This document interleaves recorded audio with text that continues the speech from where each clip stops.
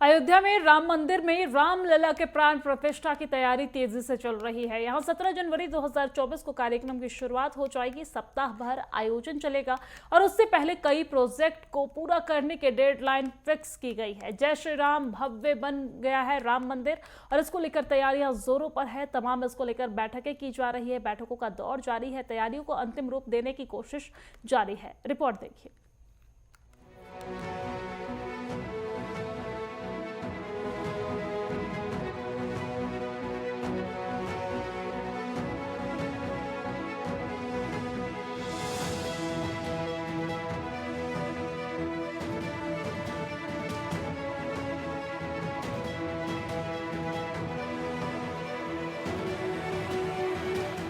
UP में अयोध्या को सजाने की तैयारियां जोरों शोरों से चल रही हैं।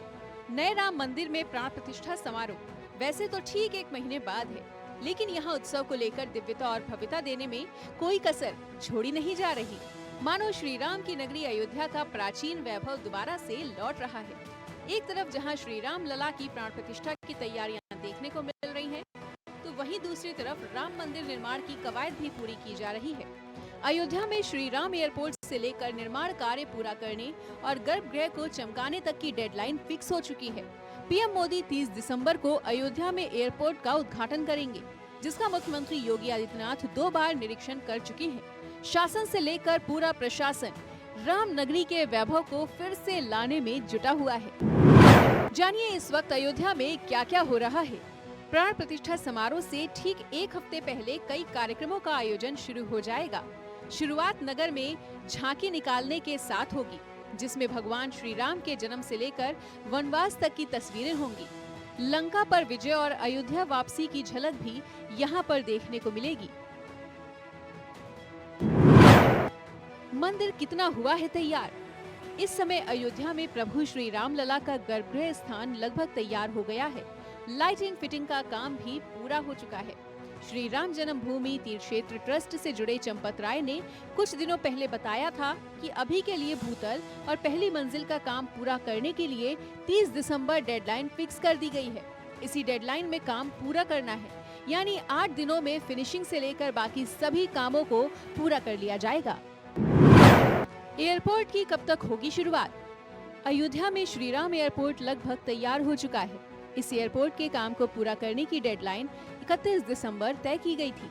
पीएम मोदी 30 दिसंबर को अयोध्या में एयरपोर्ट का उद्घाटन करेंगे। प्राण प्रतिष्ठा समारोह से पहले एयरपोर्ट को रन करवाने का प्लान था और वो तय समय से पहले ही पूरा हो रहा है। यही वजह है कि पिछले दिनों खुद केंद्रीय नागरिक उड्डयन मंत्री ज्योतिरादित्य सिंधिया अयोध्या पहुंचे थे। उन्होंने सीएम योगी आदित्यनाथ के साथ तैयारियों को परखा और जरूरी दिशा निर्देश भी दिए थे। अयोध्या में अंतर्राष्ट्रीय एयरपोर्ट का निर्माण हो रहा है। रेलवे स्टेशन पर वर्ल्ड क्लास सुविधाएं मिलेंगी। अयोध्या में आवागमन सुलभ और सुविधाओं से लैस किए जाने की कवायद भी अंतिम दौर में है। यहाँ पर जल्द ही वर्ल्ड क्लास सुविधाओं से लैस रेलवे स्टेशन की सौगात भी मिलने जा रही है। अयोध्या का रेलवे स्टेशन देश के सबसे खूबसूरत और आधुनिक सुविधाओं में से एक होगा। रेलवे स्टेशन के फेज 1 का काम पूरा हो गया है। पहले चरण में रेलवे 240 करोड़ रुपए खर्च कर रहा है। रेलवे स्टेशन परिसर 10,000 वर्ग मीटर में फैला हुआ है। रेलवे स्टेशन का काम 31 दिसंबर 2023 तक पूरा कर लिया जाएगा। होटलों की प्री बुकिंग कैंसिल। मुख्यमंत्री योगी आदित्यनाथ ने अयोध्या में चल रहे कई विकास कार्यों की समीक्षा की है। उन्होंने प्रशासन को किसी भी समस्या से बचने के लिए होटलों की सभी अग्रिम बुकिंग को रद्द करने के निर्देश दे दिए हैं। यहाँ 22 जनवरी को श्री राम मंदिर में भगवान रामलला का प्राण प्रतिष्ठा समारोह है, जिसमें बड़ी संख्या में विशेष आमंत्रित लोग आ रहे हैं। प्रधानमंत्री 30 दिसंबर को अयोध्या में।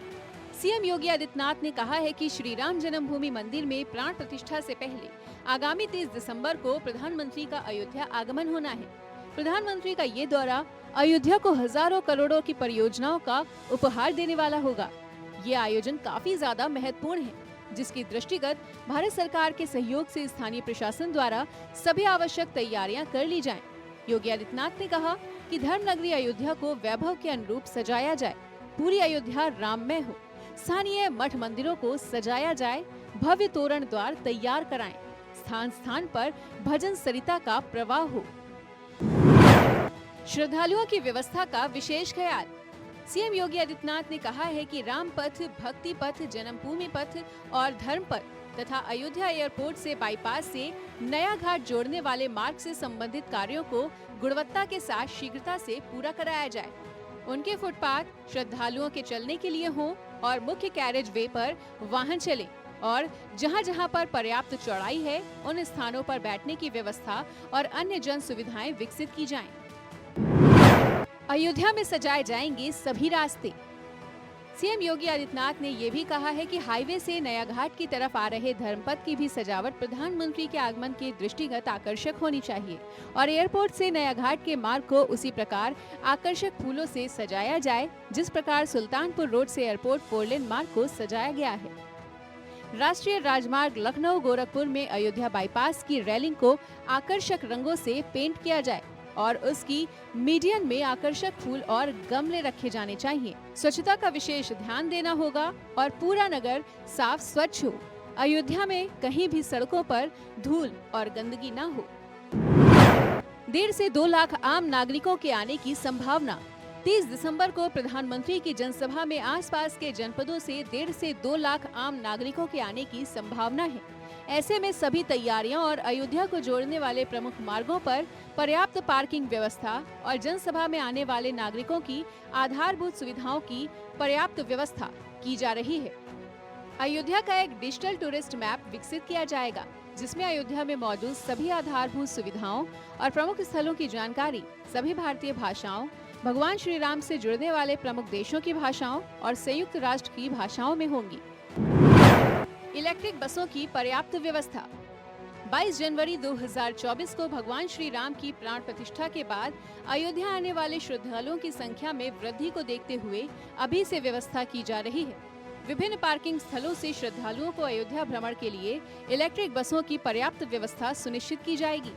रेलवे स्टेशन की सुरक्षा व्यवस्था आरपीएफ, नागरिक पुलिस और रेलवे विभाग आपसी समन्वय के साथ सुदृढ़ की जाएगी। परिवहन विभाग पर्याप्त मात्रा में बसों का संचालन सुनिश्चित करेगा। अयोध्या रेलवे स्टेशन और एयरपोर्ट के मार्गों के गड्ढों को ठीक किया जाएगा। NHAI बाईपास मार्ग पर डिवाइडर पर जो सजावट की गई है वो बेहतर ढंग से की जाएंगी। अयोध्या में ट्रस्ट द्वारा यात्रियों के ठहरने की व्यवस्था से अलग धर्मशाला और होटल में भी यात्रियों को निर्धारित दर पर रहने की व्यवस्था की जाएगी। ट्रस्ट ने क्या कहा? 22 जनवरी के कार्यक्रम के लिए सभी परंपराओं के साधु संत के साथ ही किसी भी क्षेत्र में देश का सम्मान बढ़ाने वाले सभी प्रमुख लोगों को आमंत्रित किया गया है। नव स्थापित तीर्थ क्षेत्रपुरम यानी कि बाग बिजैसी में टीन का नगर बसाया गया है जिसमें 6 नलकूप, 6 रसोई घर और 10 बिस्तरों वाला एक अस्पताल स्थापित किया जा रहा है। देश भर के लगभग 150 चिकित्सकों ने इसमें क्रमिक सेवा के लिए अपनी स्वीकृति दी है। इसके साथ ही नगर के हर कोने में लंगर, भोजनालय, भंडारा, अन्य क्षेत्र चलेंगे। करीब 4000 संतों को आमंत्रण भेजा गया है। प्रयास है कि सभी परंपराओं के संत आएं। सभी शंकराचार्य, महामंडलेश्वर, सिख और बौद्ध पंथ के शीर्ष संतों को भी बुलावा भेजा गया है। Swami Narayan, art of living, Gayatri Parivar, किसान, कला जगत के प्रमुख लोगों को भी आमंत्रण भेजा गया है। 1992 से 1994 के बीच सक्रिय पत्रकारों को भी बुलावा भेजा गया है। कार सेवकों के परिजनों को भी निमंत्रण भेज दिया गया है।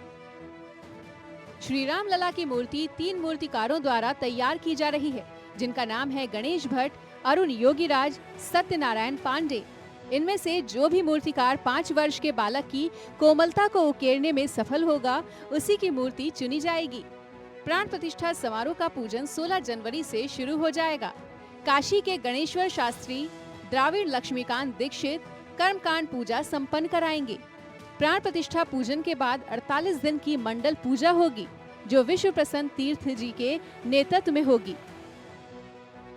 कुल मिलाकर अयोध्या दिव्य, भव्य और अलौकिक धाम बनने जा रहा है जिसमें लाखों की संख्या में पर्यटक आएंगे और भारतीय संस्कृति की पहचान दुनिया में और भी बेहतर होगी। Bureau report, network 10।